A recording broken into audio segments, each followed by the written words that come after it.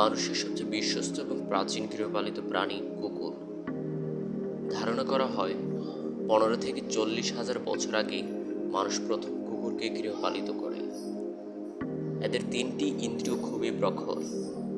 ঘ্রাণ শক্তি মানুষের তুলনায় প্রায় 40 গুণ বেশি উন্নত। শ্রবণ শক্তি দূরের ক্ষুদ্র শব্দ শুনতে সক্ষম।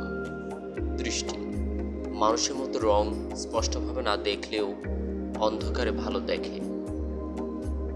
বিশ্বের 340টির বেশি জাত আছে। কিছু জনপ্রিয় জাত হচ্ছে জার্মান শেফার্ড, নিরাপত্তা ও প্রশিক্ষণের জন্য উপযোগী; ল্যাব্রাডর রিট্রিভার, শান্ত ও বন্ধুসুলভ; হাস্কি, ঠান্ডা অঞ্চলে স্লেজ টানার জন্য বিখ্যাত; পমারানিয়ান, ছোট পশু হিসেবে জনপ্রিয়। কুকুরের ঘ্রাণ শক্তি এত বেশি যে তারা মানুষের শরীরে ক্যান্সার, ডায়াবেটিস, এমনকি মাইগ্রেন আসার আগাম সংকেতও শনাক্ত করতে পারে।